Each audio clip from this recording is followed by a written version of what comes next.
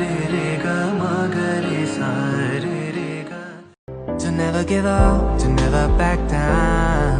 You get through the storm, even the nights the darkest before the dawn.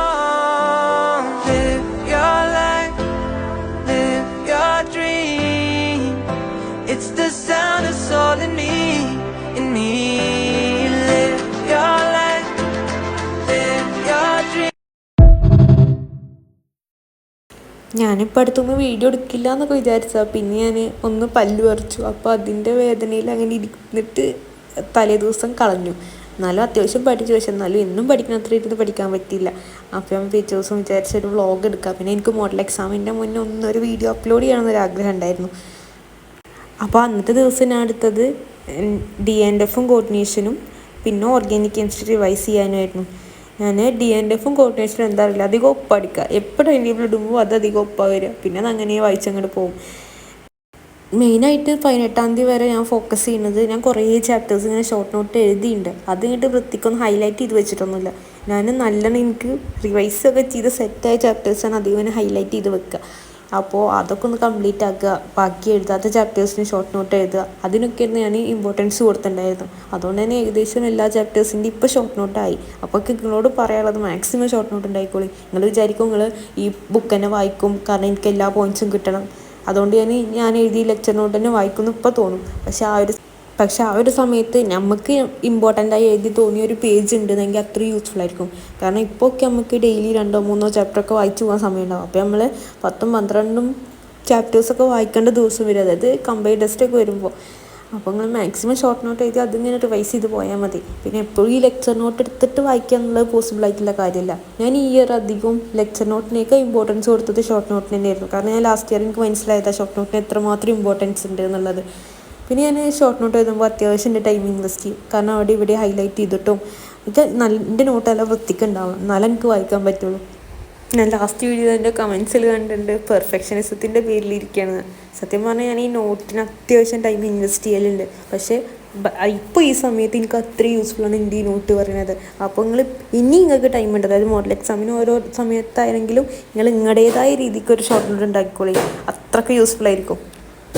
Last year ഞാൻ നോട്ട്സൊക്കെ ഇല്ലേ A4 എഴുതിയിരുന്നു. പക്ഷേ ഈ ലാസ്റ്റിക്ക് നല്ല ബുദ്ധിമുട്ടായിരുന്നു. കാരണം അവിടെ ഇവിടെയും വെച്ചിട്ട് കാണാണ്ടാവുക, അത് തിരയാൻ വേണ്ടിയിട്ട് 1/2 മണിക്കൂറോ 3/4 മണിക്കൂറൊക്കെ ചിലവാകുമായിരുന്നു. കാരണം അങ്ങനെ കിട്ടുന്നുണ്ടായിരുന്നില്ല അവിടെ ഇവിടെയൊക്കെ പോയിട്ട്.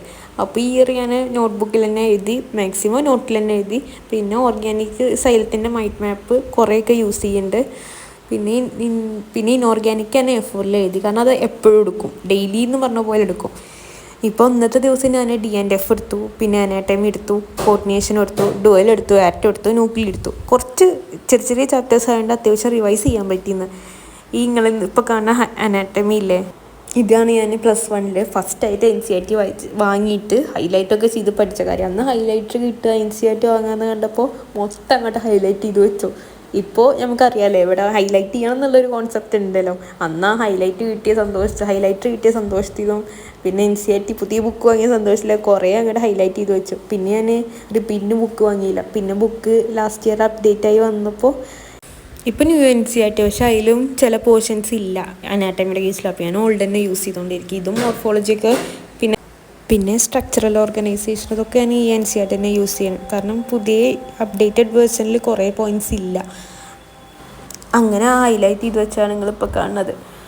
പിന്നെ ഞാൻ D&F എടുത്തു. ഞാൻ D&F ഇല്ലേ എത്ര വട്ടം വായിച്ചിട്ടുണ്ടെന്ന് അറിയോ? കാരണം ബയോ ഓരോ ചാപ്റ്ററിനും ഇമ്പോർട്ടൻസ് കൊടുക്കുന്ന അത്രയും ഇമ്പോർട്ടൻസ് ഞാൻ D&Fനും ബാക്കിയുള്ള ചാപ്റ്റർ മീൻസ് ഇൻഓർഗാനിക് ചാപ്റ്റേഴ്സിന് കൊടുത്തിട്ട് അതിൽ തന്നെ ഏറ്റവും ഇമ്പോർട്ടൻസ് ഞാൻ D&Fന് കൊടുത്തിട്ടുണ്ട്. പക്ഷെ എന്നാലും എനിക്ക് ഓരോ വട്ടം വായിക്കുമ്പോൾ ഇങ്ങനെ ഒരു തൃപ്തിയാവാത്തൊരു ഫീലാണ്. എനിക്കറിയില്ല അത് എത്ര വായിച്ചാലും അങ്ങോട്ട് സെറ്റ് ആവണില്ല.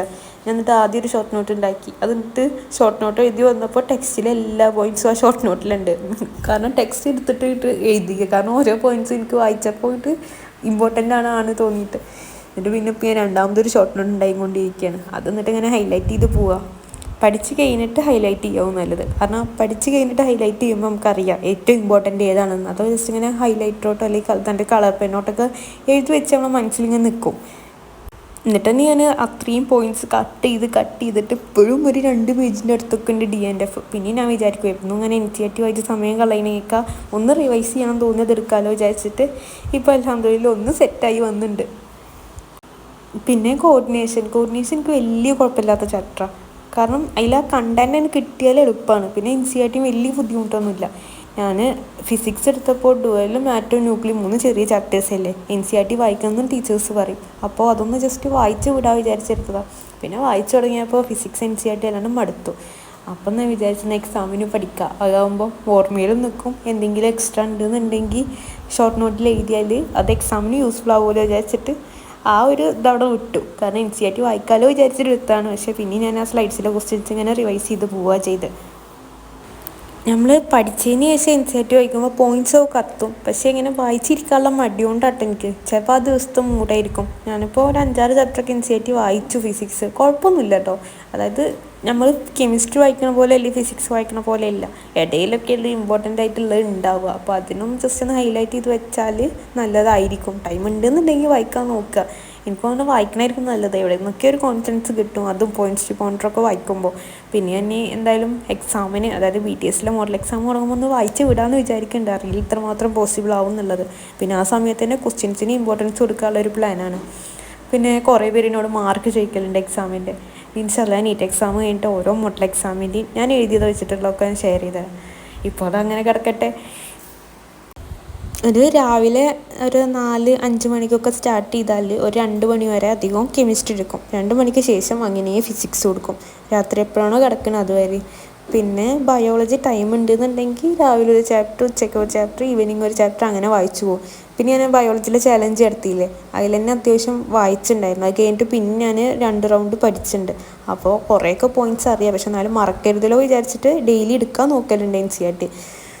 ക്വസ്റ്റ്യൻസ് ഒന്നും അങ്ങനെ ചെയ്യലില്ല. കാരണം എന്തായാലും എക്സാം തുടങ്ങിയ മൊത്തം ബയോ ഒക്കെ ക്വസ്റ്റ്യൻസ് മാത്രം ചെയ്തു പോയില്ല. അപ്പോൾ മാക്സിമം അങ്ങനെ വായിച്ചു വിടും. അതായത് ഇത്രയും ദിവസം ഞാൻ നല്ലോണം പഠിക്കുക, അതായത് കോൺസെപ്റ്റ് ഇങ്ങനെ ക്ലിയർ ആക്കാനാണ് ശ്രമിച്ചേക്കുന്നത്. അതിലുള്ള ക്വസ്റ്റ്യൻസും ചെയ്യും. അല്ലാണ്ട് ഞാൻ വല്ലാണ്ട് മെറ്റീരിയൽ എടുത്ത് ക്വസ്റ്റ്യൻസൊന്നും ചെയ്തിട്ടില്ല. പിന്നെ മെയിൻലി ഞാൻ ഷോർട്ട് നോട്ട്, ഞാനിപ്പോഴും പറയുകയാണ്, നിങ്ങൾ ഷോർട്ട് നോട്ട് ഉണ്ടാക്കിക്കോളി. വേറെ ആളെ കോപ്പി അടിച്ചുണ്ടാക്കണേക്കാൾ ഭേദം നിങ്ങൾക്ക് അറിയാം നിങ്ങളുടെ വീക്ക് പോയിൻറ്റ്സ് എവിടെയാണ്, നിങ്ങൾ മറക്കാൻ ചാൻസ് ഉള്ളത് എവിടെയാണെന്നുള്ളത്. ഞാൻ അത്യാവശ്യം ഫാസ്റ്റായിട്ട് എൻ്റെ ഷോർട്ട് നോട്ട് ഉണ്ടാക്കുക. കാരണം എനിക്ക് ഇമ്പോർട്ടൻ്റ് ആയി തോന്നുന്നതൊക്കെ ഞാൻ എഴുതും. കാരണം ആ സമയത്ത് ഇത് മാത്രം വായിച്ചാൽ മതിയല്ലോ എന്ന് വിചാരിച്ചിട്ട്. അങ്ങനെ ഉച്ചയോടെ ഞാൻ ഈ കോർഡിനേഷനും തീർത്തു, DNFും തീർത്തു. DNF ഇങ്ങനെ കുറേയൊക്കെ ഞാൻ സൈലത്തിലെ സ്ലൈഡ്സ് വെച്ചിട്ട് റിവൈസ് ചെയ്തു. പിന്നെ ഞാൻ ഷോർട്ട് നോട്ട് ഉണ്ടാക്കി. ക്വസ്റ്റ്യൻസ് സ്ലൈഡ്സിലുണ്ടായിരുന്നു, ക്വസ്റ്റ്യൻസും ചെയ്തു. അതിന് ശേഷം പിന്നെ ബയോ അനാറ്റമി എടുത്തു. അത് മാത്രമേ അന്ന് എടുത്തുള്ളൂ. ഇനി എന്തായാലും എക്സാമിന് ബയോ എടുക്കാൻ വിചാരിച്ചിട്ട് ടൈം. പിന്നെ ബയോയുടെ റിവിഷൻ ഞാൻ അങ്ങനെ UBRൽ ജോയിൻ ചെയ്തുകൊണ്ട് ഞാൻ അതിൻ്റെ ഒപ്പം ഇങ്ങനെ പോലുണ്ട്. അപ്പോൾ പിന്നെ ഞാനായിട്ട് എഫേർട്ട് ഇട്ടിട്ട് ഞാൻ പഠിക്കലുണ്ട്. പിന്നെ നമ്മൾ അറിയുന്നത് കുറേ ഇരുന്ന് വായിക്കേണ്ട ആവശ്യമൊന്നുമില്ലല്ലോ. അപ്പോൾ നമ്മൾ അറിയാത്തതിന് സമയം കൊടുക്കുക. ശരിക്കും ബയോ നല്ല ഇമ്പോർട്ടൻ്റ് ആണ്. അതുപോലെ തന്നെ ഡെയിലി ഞാൻ P ബ്ലോക്കോ ക്ലാസിഫിക്കേഷനോ ഒക്കെ ഏതെങ്കിലും എടുക്കലുണ്ട്. ഇപ്പോൾ ഏകദേശം ഒരു വെള്ളം പോലെ ആയി. അതൊക്കെ മെയിനായിട്ട് ഞാൻ എന്താ ചെയ്തതെന്ന് അറിയാം അത് പഠിക്കാൻ. ഞാനായിട്ട് തന്നെ വോയിസ് റെക്കോർഡ് ചെയ്ത് വെച്ചു. അതായത് P ബ്ലോക്കിൻ്റെ ഓർഡർ, മെൽറ്റിംഗ് പോയിൻറ്റ് ഇങ്ങനെയാണ്, ബോയിലിംഗ് പോയിൻറ്റ് ഇങ്ങനെയാണ്, അങ്ങനെ ഞാൻ തന്നെ വോയിസ് റെക്കോർഡ് ചെയ്ത് പഠിച്ചു. ഞാൻ രാവിലെ എണീറ്റാലും അല്ലെങ്കിൽ നമ്മൾ എന്തെങ്കിലുമൊക്കെ പണിയെടുക്കുമ്പോഴോ അല്ലാന്നുണ്ടെങ്കിൽ ജസ്റ്റ് നമ്മൾ ടൈം ടേബിൾ ഇടില്ല. അതായത് ഞാൻ ഷെഡ്യൂൾ ഉണ്ടാക്കി വെക്കുമ്പോഴൊക്കെ ഞാൻ അത് വെക്കും, ഞാൻ ഇരുന്ന് കേൾക്കും. രാത്രി ഉറങ്ങാൻ പോകുമ്പോൾ ഒന്ന് കേൾക്കും, എണീറ്റ് വരുമ്പോഴും കേൾക്കും. അങ്ങനെ എനിക്ക് കാണാപ്പാടായി. അതായത് നമ്മൾ തന്നെ ഇങ്ങനെ P ബ്ലോക്ക് 14th ഗ്രൂപ്പിൻ്റെ ഇമ്പോർട്ടൻസ് ഇതൊക്കെയാണ് അങ്ങനെ റെക്കോർഡ് ചെയ്ത് വെച്ചാൽ അത്രയും യൂസ്ഫുൾ ആയിരിക്കും. കുറച്ചൊരു സമയം പോകും റെക്കോർഡ് ചെയ്യുമ്പോൾ, നമുക്ക് തെറ്റൊക്കെ ചെയ്യും. അതിന് അത്യാവശ്യം ടൈം പോയിട്ടുണ്ട്. അതായത് 1/2 മണിക്കൂർ കൊണ്ടൊക്കെ ആയിരിക്കും നമ്മൾ പഠിച്ചു കഴിഞ്ഞാൽ ഒരു ചാപ്റ്റർ ആണെന്നുണ്ടെങ്കിൽ അങ്ങനെ റെക്കോർഡാക്കി ഒക്കെ എടുക്കുക. കാരണം നമ്മളിങ്ങനെ വോയിസ് ആക്കുമ്പോൾ എങ്ങനെയെങ്കിലുമൊക്കെ തെറ്റും. പിന്നെ നമ്മൾ ആദ്യം മുതൽ ഇങ്ങനെ റെക്കോർഡ് ചെയ്ത് വരും. അപ്പം മാക്സിമം അങ്ങനെ ചെയ്താൽ ചിലപ്പോൾ നിങ്ങൾക്ക് മനസ്സിൽ നിൽക്കാൻ ചാൻസ് ഉണ്ട്. ഇന്ത്യയിലുണ്ട് റെക്കോർഡ് ചെയ്തത്, പക്ഷേ എനിക്ക് വാട്സപ്പ് ചാനലിൽ അയക്കാൻ പറ്റണില്ല. അതായത് വോയിസ് ഷെയർ ചെയ്യാനുള്ള ഓപ്ഷൻ ഇല്ലല്ലോ. പിന്നെ ഞാൻ കുറേയൊക്കെ ഇന്ത്യയിലുള്ള ഷോർട്ട് നോട്ട് ഞാൻ വാട്സപ്പ് ചാനലിൽ അയച്ചിട്ടുണ്ട്. ആർക്കെങ്കിലും ഹെൽപ്ഫുൾ ആവുകയാണെന്നുണ്ടെങ്കിൽ ആവട്ടെ.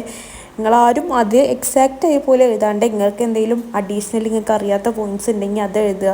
പിന്നെ എനിക്ക് വീക്കായ പോയിൻറ്റ്സ്, എനിക്ക് ഇമ്പോർട്ടൻ്റ് ആയ പോയിൻറ്റ്സാണ് ഞാൻ അതിൽ എഴുതിക്കുന്നത്. അപ്പോൾ നിങ്ങളായിട്ട് ഉണ്ടാക്കുമ്പോൾ അതിൽ എന്തെങ്കിലുമൊക്കെ ചേഞ്ച് വരുത്തിയിട്ട് ചെയ്യുക. പിന്നെ ഇനിയും നമ്മൾ പോർഷൻസ് തീർക്കാൻ വേണ്ടി വെയിറ്റ് ചെയ്യരുത്. ഏതെങ്കിലും ഒരു എക്സാം സീരീസിൽ ജോയിൻ ചെയ്യുക, അതിൻ്റെ ഒപ്പം മൂവ് ഓൺ ചെയ്യുക. അല്ലാണ്ട് ഇനിയും നമ്മളവിടെ പിടിച്ചിരുന്നാൽ അവിടെ ഇരിക്കലേ ഉണ്ടാവുള്ളൂ.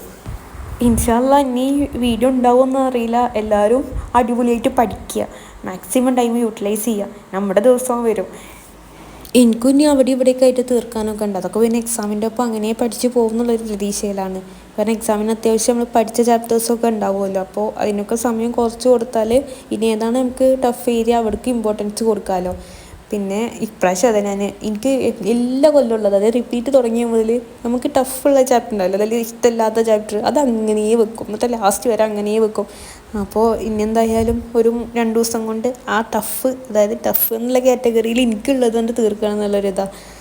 പിന്നെ നമ്മൾ പഠിച്ച് കഴിഞ്ഞിട്ട് ക്വസ്റ്റ്യൻ ചെയ്യാൻ വിചാരിക്കും, പക്ഷെ അങ്ങനെ ഒരു പഠിച്ച് കഴിയൽ പിന്നെ ഉണ്ടാവില്ല. കാരണം ഒരിക്കലും ഒരു സാറ്റിസ്ഫാക്ഷൻ വരില്ല. ഇപ്പോൾ ലിവിങ് വേൾഡ് എത്ര ചെറിയ ചാപ്റ്ററാണ്, പക്ഷെ എന്നാലും അത് പഠിച്ചു വന്നാലും അവിടെ ഇവിടെയൊക്കെ അറിയാത്തൊരു ഫീലിംഗ് ഉണ്ടാവലുണ്ട് എനിക്ക്.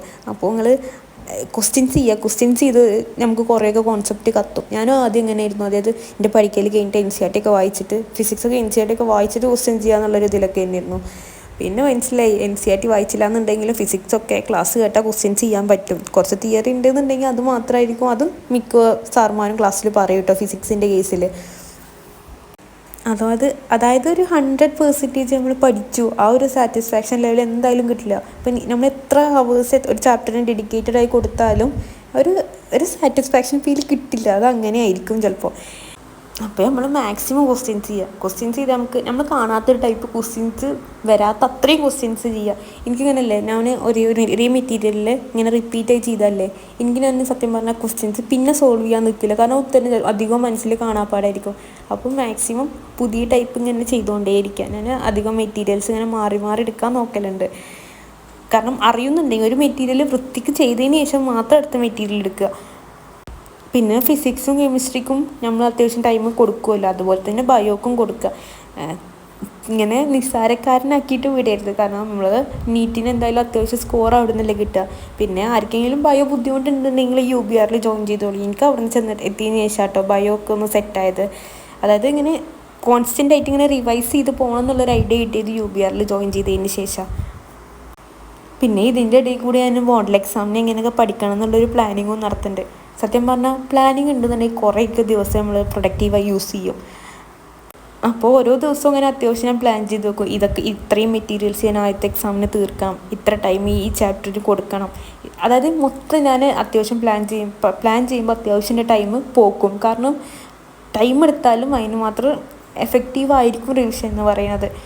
അതായത് നമുക്ക് ഒരു ചാപ്റ്ററിന് എത്ര സമയം വേണം, പിന്നെ അതിനേക്ക് ഒരു എക്സ്ട്രാ 10-15 മിനിറ്റ് ഇടുക. പിന്നെ നമുക്ക് ക്ലാസ് കണ്ടാൽ തീർക്കാണ്ടെന്നുണ്ടെങ്കിൽ ആ ക്ലാസ്സിൻ്റെ ഡ്യൂറേഷൻ നോക്കിയിട്ട് തന്നെ നമ്മൾ പ്ലാൻ ചെയ്യുമ്പോൾ ഇട്ട് വെക്കുക. കാരണം അങ്ങനെ കറക്റ്റ് ഒരു ഷെഡ്യൂൾ ഉണ്ടെന്നുണ്ടെങ്കിൽ ആ ദിവസം അത്രയും പ്രൊഡക്റ്റീവായി പോകും. ഇല്ലാന്നുണ്ടെങ്കിൽ അന്നത്തെ ദിവസം നമ്മൾ എന്ത് പഠിക്കണം എന്ന് ആലോചിച്ചിരിക്കേണ്ടി വരും. അപ്പോൾ ഇത്രയുള്ള വീഡിയോ. ഇൻഷാ അല്ലാ മോഡൽ എക്സാമിന് വീഡിയോ ഇടാൻ പറ്റുമോ നോക്കട്ടെ, പറ്റുന്നുണ്ടെങ്കിൽ ഇടാം. കാരണം മെയിൻ്റെ ഫോക്കസ് സ്റ്റഡീസിന് കൊടുക്കണമല്ലോ. അപ്പോൾ അന്നത്തെ ദിവസം ഞാൻ കോർഡിനേഷന് D&F ഓർഗാനിക് റിവൈസ് ചെയ്തു. പിന്നെ ഓർഗാനിക്കും കൂടി ഷോർട്ട് നോട്ട് ഉണ്ടായിക്കോളൂ കേട്ടോ. കാരണം ലാസ്റ്റിലേക്ക് നമുക്ക് ഓർഗാനിക് എവിടെയെങ്കിലും ഡൗട്ട് തോന്നിയാൽ അപ്പോൾ അത് മാത്രം എടുത്ത് നോക്കിയാൽ മതിയല്ലോ. അപ്പോൾ അന്നത്തെ ദിവസം അത്യാവശ്യം പ്രൊഡക്റ്റീവായി യൂസ് ചെയ്തു. അപ്പോൾ ഇത്രയുള്ള വീഡിയോ. പിന്നെ ആരെങ്കിലും വാട്സപ്പ് ചാനലിൽ ജോയിൻ ചെയ്യാനുണ്ടെന്നുണ്ടെങ്കിൽ ഞാൻ താഴെ ലിങ്ക് കൊടുത്താൽ ജോയിൻ ചെയ്തു.